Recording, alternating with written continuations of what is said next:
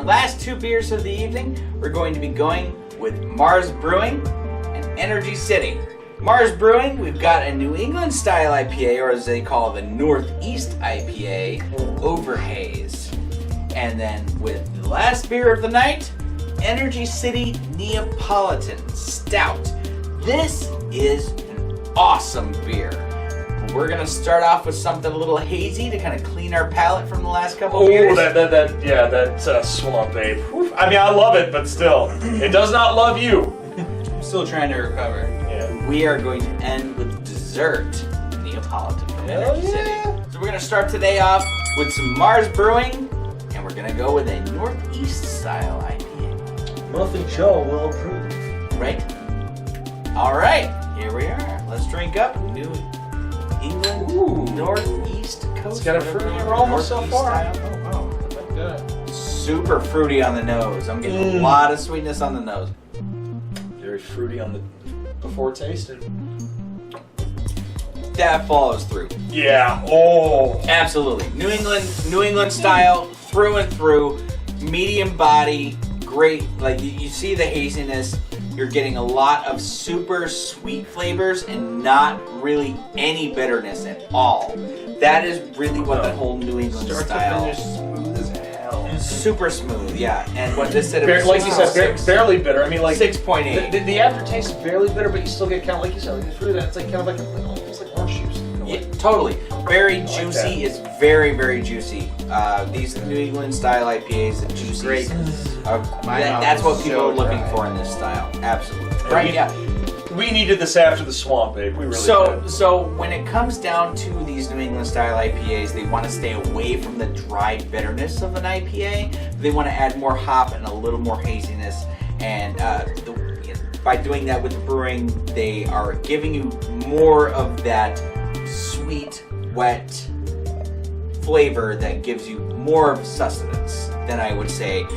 Basically, with the medium body, it definitely feels more like eating like a light bread, which is what you're looking for in beer when you're talking craft. I would say. Maybe I'm up a little bit. Yeah, you know what? It is what it is. Just yeah. You're rolling with the punches. We are on round what? 9 now? 9. It's actually pretty good. Yeah, I actually Super drinkable. Absolutely. thoroughly enjoying this. Yeah, I could drink the 4-pack of this at a summer party at a pool somewhere. Absolutely. Definitely an afternoon type beer. Yeah, right here. this is Like not something one like a and pool done. party, like when you're hanging Yeah. at the pool or. I'm 2 for 2 in picks, man. Yeah, buddy. I love the ones I picked. This is yeah. You're transient. I think it was sours. I loved it. I loved it. Loved it. I love the punch your tongue sour palate destroyers. I'm just getting an image of Mike Tyson punching a tongue bag right now. Yeah. Do it, Mike Tyson. Do you know what this is? If Mike Tyson Do you know what ever this watches is? this, punch my tongue, please. Do you know what this gesture is? I love drinking my Overhate. Overhate is the greatest IPA in more like That's what the beer at the end makes me feel like. All right, so now we're here with our final beer, round 10. We've got Energy City Neopolitan Stout. There are only very few other stouts that kind of follow this trail, but these guys did a fantastic job. I already know because I've had this one before. Super sweet, really awesome, but also 10%. So if you're gonna have one, just enjoy yourself. Don't rush it. This is such a great beer. I can't wait to share it with you guys. I'm looking forward to it. I mean, like, because we had that 10% that, like, we keep talking about that swamp ape. Oh, I'm thinking this will be a lot better. Yeah, this ain't got nothing on that. This is going to be the exact opposite of that. Swamp-tastic. Absolutely. Swamp-tastic. Very cool. Let's fill up these glasses. Here we are. All right. Energy City Neapolitan Stout. Cheers, gentlemen. This one. Oh god.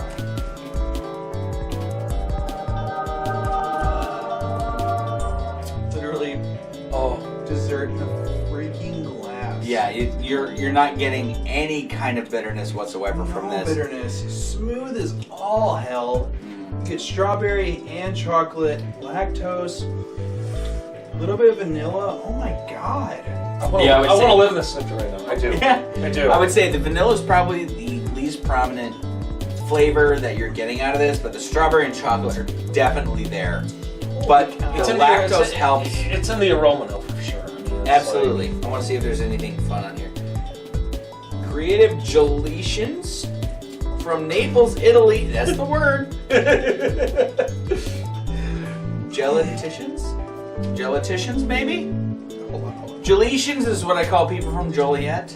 Joliet. I would say creative gelaticians, yeah. Gelaticians. That's From what I thought. Naples, Italy. You guys might be, cunning linguists, but I'm a master debater.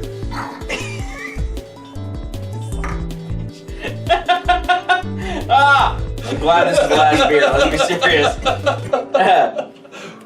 Yes, invigorated the 19th century world of frozen desserts with Neapolitan ice cream resembling the three-color bands on the Italian flag. Okay, Alright. that's not true. That's not true. That's because the only thing that okay, can it be true? It's brown or black versus green. Very different. Folks, if you What know, Neapolitan ice cream have you seen that has green? No. Go on Google and double check. Spumoni. Spumoni has Spumoni. green. Yes, Spumoni is yes, green green. and chocolate. Well, that's still chocolate. Oh, yeah. Anyway, Yeah, Rebel. point is, so Rebel. The only food thing that I can think of that has anything to do with Italian history and the colors of the flag is the Spumoni! No, it's not Spumoni. No, okay, anytime that you go to a place and they have a margarita pizza, it's actually not margarita as in Mexico, it's the Queen Margarita from Naples, Italy. Naples was the OG pizza makers. So they made a pizza that had red, the tomatoes, white, which was the fresh mozzarella, and green, which was the basil. That's the only thing I know of that has the three colors of the Italian flag. Where in the world does brown become like a part of the Italian flag? I guess when you mix red and green together it makes brown, but that's about it. So if this was their version of it, I still get chocolate, strawberry, and vanilla. Totally cool with it. I mean, to say that it's a part of Italian heritage, come on, really? Yeah. I know it's where it comes from. Neapolitan themed beer is full-bodied, creamy, slightly sweet, and layered with notes of chocolate, strawberries, and vanilla. Okay, it's definitely sweet. This is not slightly sweet. No, this is very definitely sweet. But chocolate and strawberry for sure. Vanilla as the last ingredient there, definitely would say that would be at the end, only because that's the last ingredient I really get. But that's because it's so soft in the first It's place. definitely kind of like one of those dessert beers, so to speak. I mean, Totally. So for all you adults out there that don't like eating your vegetables, eat your vegetables, and you know what? Drink this afterwards, because you know what? You deserve a reward, just like us. Well, I was gonna say, what are the carbs on this thing? I don't think. What are the carbs? You know what? Who the hell cares? After the other 9 beers that we had, I don't think the carbs really give. It doesn't really matter. No, it doesn't matter at all. In general, Energy City Neapolitan's pretty Oh. on fleek, as Yeah. some people might say these days. Oh, please don't. Still, no. It's Don't quite ever choice. say It's that quite again. choice. Oh, I'm sorry. You know, I'm gonna go through the predecessors of our generations. I dig it. I dig it. It's actually so damn good. It's very, very, very, I love very enjoyable. I could drink one full glass of this and probably be good for my entire night. Yeah. Like, let's be serious. No, I Like, if agree. I had dinner and just went through it, even just with water or something, and ended with that, I'd be happy to go to bed. Oh, that's delicious. All right, so now you've had 10 rounds of us going through various beers tonight. We were going to give you our rating on each beer on a scale of 1 to 5 pounds. Are we talking like Mario Brothers? Oh wait, no, Nintendo will get on us for that one. So no, it's just more of a pow, Pow! pow. We're going pow. We're Are going you to saying? pow, Are you saying pow? pow, pow, PAHW, pow, pow, pow. All right, Pow. So that's what we're doing. So today we're going to start with Marz Brewing's Fruit Punch Smoothie. We're gonna speed round through these. I'm not gonna lie, that one I'm gonna give 4 pals. 4 out of 5 pals. Absolutely. Fair enough. I'll agree with that one. It tastes just like, like that little Kool-Aid Yeah. thing. So you know what? A lot of aftertaste. 4 out of Kool-Aid. 5 pounds for me. Pretty tasty. Personally, I'm gonna give it 3 out of 5 pounds. Okay. Just not. Yeah, no, it makes sense. Makes sense. It's good. Because it says fruit smoothie, but it didn't have the texture of a fruit smoothie. Until the very end, really. I mean, like when we poured out the bottom of that the bottle. low lactose that I absolutely was looking for. 3 out of 5. So the next one we had our Revolution Rosa. I'm easily going to give that 4.5 pals out of 5, and that's only because of how easily drinkable it is for the entire summer season. All right. I'm gonna give it 4 pounds. 4 pounds. Not anything quite like it. It's very easy drinking, refreshing, crisp, with a little bit of hibiscus in there. Gives it a nice pink color. I think looks is just as important as taste most of the time. 4 to 5 pounds. I got you on that. I'm gonna have to disagree a little bit. I'm gonna do 3 out of 5 pounds because it's like I've had, like I mentioned, some non-alcoholic beverages that have a little bit of hibiscus in there, and in this one I really didn't feel it as much. I mean, I did get the floral in there, but It was more of a light beer than it was anything, but still. So 3 out of 5 pounds. refreshing. Totally understand. Number 3, we had our Rock Out with Your Bach Out. This one I honestly am going to give 4 out of 5 pals. That was extremely surprising to me how malty it was when it first hit my tongue, and I expected a little bit lighter and a kind of more of a balanced beer, but absolutely surprised me with how much malt was in there. I guess. I'm gonna go with I'm gonna give it a 4 out of 5 pal. I mean, like you said, there's we expected a little less, but we got more. And you know what? Hey, sometimes more out of less. Hey, you can't go wrong. I mean, some of them more out of less. It's a bad thing, but in this one situation, yeah, Totally. it was great. I'm gonna give it a 4.5 out of 5. I haven't had a lot of Maibachs. Personally, I actually think it's one of the best Maibachs I've ever had. Fair enough. 4.5 out of 5. Fair enough. We're gonna go on to second shift. Chateau de Champagne. Just bad. Honestly, I think this one surprised all of us more than anything. I'm only gonna give it 2 out of 5 pals. And I would say that only because it kind of made me have to set back for a little bit, but at the same time, it was a lot less than I expected out of something with, I mean, not necessarily just the title, but when it said fruit and funky and just enjoyable beer, I was expecting a little bit more. I wasn't disappointed, but definitely I would say 2 out of 5. 2 out of 5. 2 out of 5. I'm gonna say 2 out of 5. Yeah, it's gonna be unanimous. 2 out of 5 on that one because a little bit It's like disappointing. when I mentioned with I think the hibiscus of the rosés, it had kind of that that red wine or like kind of that rosé type wine, flavor. yeah, this yeah, one yeah, had yeah. kind of a Chardonnay thing. If I really want Chardonnay, I'll buy a bottle of Chardonnay. But this was just kind of like I wanted a beer. And Right. this one, I wanted to have something that was France. If it was made But no. for douchebags, then I feel like it should have been a little more douchebaggery. Put a little can of Monster in there and call it, Chateau Le Kyle will be great. All right, next one from Transient. We had the Electric Boogaloo. I'm rating this lower and lower on the scale. I'm honestly gonna say like 1.5, maybe 1 out of 5 pals, only because this really tore up my palate. It absolutely, it wasn't as tart as some tart beers that I've had before, but I definitely expected something a little more enjoyable, and I felt like I had to recover more from it after drinking it. Yeah, I mean, I'm gonna agree with you on that. I'm even gonna step lower. I'm gonna give it a half pal. I really didn't care for this one too much. I mean, it tasted good at the moment, but now that I think, after retrospect, I'm like, no. Yeah, sorry. I'm fully gonna disagree. When it comes to a sour, I want it to be more sour than anything. I want it to punch my tongue with sourness. I'm gonna give it a 4 out of 5 because that's exactly what I'm looking for in a sour. I absolutely loved it. Yes, it was a little intense, but that's exactly what I'm looking for. Exactly what I'm looking for in a sour. Fair enough. Fair enough. All right. Cool. We're gonna go with the Metallica Enter Night from Stone. I'm honestly gonna give that 3.5 pals out of 5, and that's only because it really stuck true to the style while giving us something a little bit different.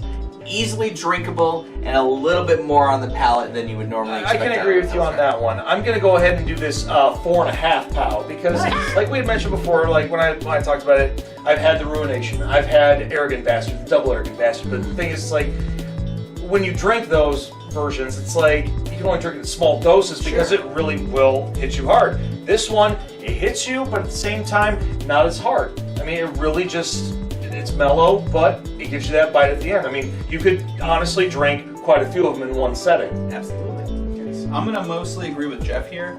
He said 3.5. I'm gonna give it a 3, and that's mostly because pilsners are usually my least favorite style. So take that with a grain of salt. 3 out of 5. Absolutely. Still drinkable beer. Absolutely. Through. Now, the Pipeworks Lizard King. Holy crap. I'm so close to giving that 5 out of 5 pals. Like, it was such an easily drinkable beer. I honestly, I'd probably, for the sake of this video, I'm probably going to say it's 5 out of 5. When we're talking about a pale ale, we're talking about what kind of hops they're using. The Mosaic hops is probably one of my favorite hops used in beer. So that beer is exactly what I would encase into a proper beer when we're talking about something light and drinkable, still a little bit bitter, tastes like a good beer. Packed with flavor. I'm gonna 100% agree with Jeff on this one. So you guys are giving 5 out of 5? 5 out of 5. 5 out of 5. You know what? I'm gonna agree on this one because it's like I'm not much of a beer snob, but when it comes to IPAs, I'm very snobbish. Totally. And the next one, obviously, we're gonna talk a little bit about that. But I will give this one a 5 out of 5 pals because it's the first time I ever had it. And you know what? It didn't disappoint me. It just it was bitter, but it's smooth going down. I love that one. Totally. All right, next one we have our Swamp Ape over here from Florida Brewing. Now, this guy totally caught me off guard. I absolutely did not expect it to hit me as hard as it did. Not only in the alcohol content, with it being 10%, but also with it being something that I would want to drink on a regular basis.